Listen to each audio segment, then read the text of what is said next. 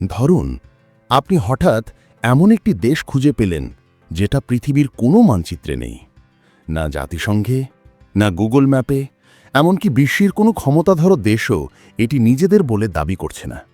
ভাবুন তো, এক টুকরো জমি যার কোনো মালিক নেই, এমনকি আপনি চাইলে সেই জায়গায় নিজের পতাকা গেড়ে দিয়ে নিজের দেশ ঘোষণা করে দিতে পারেন। ভাবছেন এটা কি কোনো সাইফাই সিনেমার গল্প? না, এটা কোনো কল্পনা নয়, এটা বাস্তব। আর এই দেশটির নাম Liberland, officially the free republic of Liberland. চলুন আজ ডুব দেওয়া যাক এই অদ্ভুত দেশটির পেছনের বিস্ময়কর গল্পে। কিভাবে জন্ম হলো এর, কেনই বা এটি বিশ্বের মানচিত্রে জায়গা পায়নি, আর এর ভবিষ্যৎই বা কী? বেঙ্গল ম্যাপের সাথে আজ আমরা এই রহস্যেরই সমাধান খুঁজব। লিবারল্যান্ড মধ্য ইউরোপে অবস্থিত এক চিলতে ভূখণ্ড, যার আয়তন মাত্র 7 বর্গ কিলোমিটার বা 2.7 বর্গ মাইল। এর অবস্থান সার্বিয়া ও ক্রোয়েশিয়ার ঠিক মাঝখানে, দানিউব নদীর পশ্চিম তীরে। এই জায়গাটি আন্তর্জাতিকভাবে টেরা নালিয়াস বা নো ম্যানস ল্যান্ড হিসেবে পরিচিত, যার সহজ অর্থ হল এই জমির কোনো দাবিদার নেই। কিন্তু কেন? এর কারণটা বেশ জটিল এবং এর শিকড় লুকিয়ে আছে যুগোস্লাভিয়া ভেঙে যাওয়ার ইতিহাসের মধ্যে। যখন যুগোস্লাভিয়া ভেঙে নতুন দেশ তৈরি হচ্ছিল, সার্বিয়া ও ক্রোয়েশিয়া তাদের সীমান্ত নির্ধারণের জন্য দানিউব নদীকে কেন্দ্র করে দুটি ভিন্ন প্রস্তাব দেয়। সার্বিয়া চেয়েছিল নদীর পুরনো গতিপথ অনুযায়ী সীমান্ত হোক, আর ক্রোয়েশিয়া চেয়েছিল নদীর বর্তমান গতিপথ অনুযায়ী। এই দুই দেশের সীমান্ত বিতর্কের মাঝখানে দানিউব নদীর পশ্চিম তীরের এই 7 বর্গ কিলোমিটার এলাকাটি এক অদ্ভুত ফাঁক গলে বেরিয়ে যায়।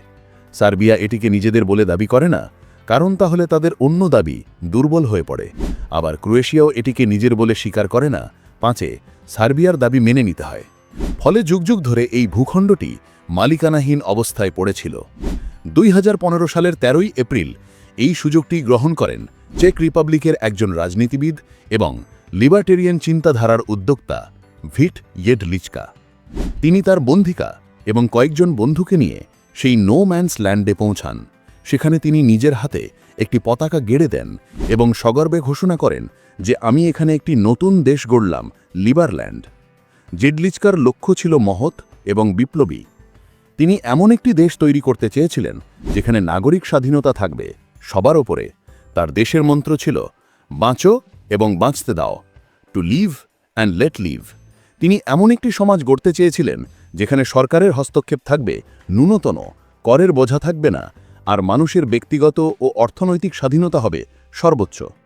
জেডলিচকা নিজেকে দেশের প্রথম প্রধানমন্ত্রী ঘোষণা করেন এবং সেই মুহূর্ত থেকেই জন্ম হয় লিবারল্যান্ডের। মানচিত্রে নেই কেন?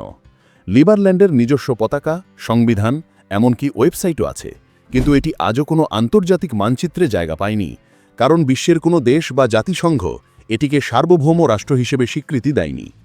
একটি অঞ্চলকে আন্তর্জাতিকভাবে দেশ হিসেবে স্বীকৃতি পেতে হলে সাধারণত মন্টেভিডিও কনভেনশন অনুযায়ী 4টি প্রধান শর্ত পূরণ করতে হয়। 1. একটি স্থায়ী জনসংখ্যা। 2. একটি নির্দিষ্ট এবং সংজ্ঞায়িত এলাকা। 3. একটি কার্যকরী সরকার। 4. অন্য দেশের সাথে সম্পর্ক স্থাপন করার ক্ষমতা। লিবারল্যান্ডের নির্দিষ্ট এলাকা থাকলেও সেখানে কোনো স্থায়ী জনসংখ্যা নেই। তার সরকার মূলত অনলাইনেই সীমাবদ্ধ এবং অন্য কোনো দেশ তাদের সাথে আনুষ্ঠানিক সম্পর্ক স্থাপন করেনি। তাই আইনি দৃষ্টিকোণ থেকে লিবারল্যান্ড একটি দেশ নয়, বরং এটি একটি মাইক্রোনেশন বা অনুরাষ্ট্র। অনুরাষ্ট্র হল এমন একটি সত্যি যা নিজেকে স্বাধীন রাষ্ট্র দাবি করে কিন্তু আন্তর্জাতিক স্বীকৃতি পায় না। সংবিধান ও নাগরিকত্ব। আপনি শুনলে হয়তো অবাক হবেন, লিবারল্যান্ডের নিজস্ব একটি খসড়া সংবিধান রয়েছে এবং এটি অনলাইন প্ল্যাটফর্মে বেশ সক্রিয়। তারা তাদের অফিসিয়াল ওয়েবসাইটের মাধ্যমে বিশ্বজুড়ে মানুষের কাছ থেকে নাগরিকত্বের আবেদন গ্রহণ করে। রিপোর্ট অনুযায়ী এখনও পর্যন্ত প্রায় 7 লক্ষেরও বেশি মানুষ লিবারল্যান্ডের নাগরিকত্বের জন্য আবেদন করেছে। তবে নাগরিকত্ব পাওয়া কিন্তু সহজ নয়। আবেদন করার জন্য কিছু শর্ত পূরণ করতে হয়, যেমন আবেদনকারীকে অবশ্যই মানুষের ব্যক্তিগত স্বাধীনতা ও সম্পত্তির অধিকারকে সম্মান করতে হবে। তার কোনো আপরাধিক রেকর্ড থাকা, বিশেষ করে কমিউনিস্ট, নাৎসি বা অন্য কোনো চরমপন্থী গোষ্ঠীর সাথে সম্পৃক্ততা থাকা চলবে না। যারা এই শর্ত পূরণ করে তাদের মধ্যে থেকে নির্বাচিত কিছু মানুষকে রেসিডেন্সি বা নাগরিকত্ব দেওয়া হয়। লিবারল্যান্ডের একটি মন্ত্রিসভা, সংসদ ও বিচার ব্যবস্থার কাঠামো ওয়েবসাইটে দেখানো হয়েছে। আইনি সমস্যা ও প্রতিবন্ধকতা। লিবারল্যান্ড প্রতিষ্ঠার পর থেকেই অসংখ্য আইনি ও বাস্তব সমস্যার মুখোমুখি হয়েছে। যদিও এই জমিটি নো ম্যানস ল্যান্ড হিসেবে পরিচিত, তবে এর ভৌগোলিক অবস্থান ক্রোয়েশিয়ার নিয়ন্ত্রণে। ফলে ক্রোয়েশীয় বন্দর পুলিশ এই এলাকায় যে কোনো ধরনের প্রবেশ এবং কার্যকলাপকে অবৈধ বলে মনে করে। প্রতিষ্ঠার পর থেকে ভিট জেডলিচকা এবং তার অনুসারীরা বহুবার লিবারল্যান্ডে প্রবেশের চেষ্টা করেছেন, কিন্তু প্রত্যেকবারই ক্রোয়েশীয় পুলিশ তাদের বাধা দিয়েছে। এমনকি একাধিকবার জেডলিচকাকে আটকও করা হয়েছে। ক্রোয়েশিয়া সরকার স্পষ্টভাবে জানিয়েছে যে তারা তাদের সীমান্তের কাছে এমন একটি রাষ্ট্র গঠনকে সমর্থন করে না এবং এটিকে একটি তামাশা হিসেবেই দেখে। অন্যদিকে সার্বিয়া সরকার এই বিষয়ে তুলনামূলকভাবে নীরব। তারা বলেছে যে লিবারল্যান্ড সার্বিয়ার মাটিতে অবস্থিত নয় এবং এটি তাদের মাথা ব্যথারও কারণ নয়। তবে সার্বিয়া বা ক্রোয়েশিয়া কোনো দেশই এই ভূখণ্ডের দায়িত্ব নিতে চায় না, যা লিবারল্যান্ডের অস্তিত্বের মূল ভিত্তি।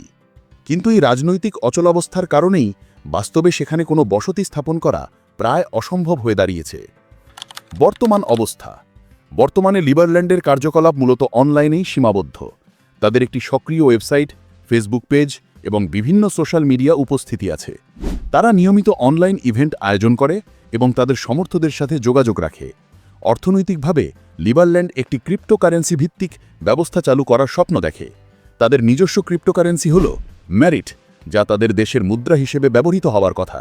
কিন্তু বাস্তব চিত্রটা পুরোপুরি ভিন্ন। লিবারল্যান্ডে এখনও কোনো স্থায়ী অবকাঠামো, যেমন বাড়িঘর, রাস্তা, বিদ্যুৎ বা পানির সংযোগ নেই। এলাকাটি মূলত একটি প্লাবনভূমি, যেখানে প্রায়ই দানিউব নদীর বন্যায় জল উঠে যায়। তাই সেখানে স্থায়ীভাবে বসবাস করা অত্যন্ত কঠিন এবং ব্যয়বহুল। বর্তমানে লিবারল্যান্ড একটি স্বপ্নের নাম, যা ইন্টারনেটে জীবন্ত কিন্তু বাস্তবে প্রায় জনশূন্য। লিবারল্যান্ডের গল্প আমাদের কিছু গভীর প্রশ্ন নিয়ে ভাবতে বাধ্য করে। দেশ বা রাষ্ট্র জিনিসটা আসলে কি? শুধুমাত্র একটি পতাকা, কিছু নিয়মকানুন আর একদল মানুষের ইচ্ছা থাকলেই কি একটি রাষ্ট্র তৈরি হয়ে যায়? লিবারল্যান্ড দেখিয়েছে যে একটি সার্বভৌম রাষ্ট্র গঠন করতে শুধু একটি ফাঁকা জমিই যথেষ্ট নয়। এর জন্য প্রয়োজন আন্তর্জাতিক স্বীকৃতি, রাজনৈতিক স্থিতিশীলতা এবং বাস্তবসম্মত পরিকাঠামো। এটি আমাদের চোখে আঙুল দিয়ে দেখিয়ে দেয় যে আজকের বিশ্বে একটি নতুন দেশ প্রতিষ্ঠা করা কতটা জটিল। তবে লিবারল্যান্ডের ধারণাটি লিবার্টেরিয়ান বা স্বাধীনতাবাদী মানুষের কাছে একটি অনুপ্রেরণা। এটি এমন একটি সমাজের স্বপ্ন দেখায় যেখানে ব্যক্তির স্বাধীনতাকে সর্বোচ্চ গুরুত্ব দেওয়া হয় এবং রাষ্ট্রের নিয়ন্ত্রণ থাকে ন্যূনতম।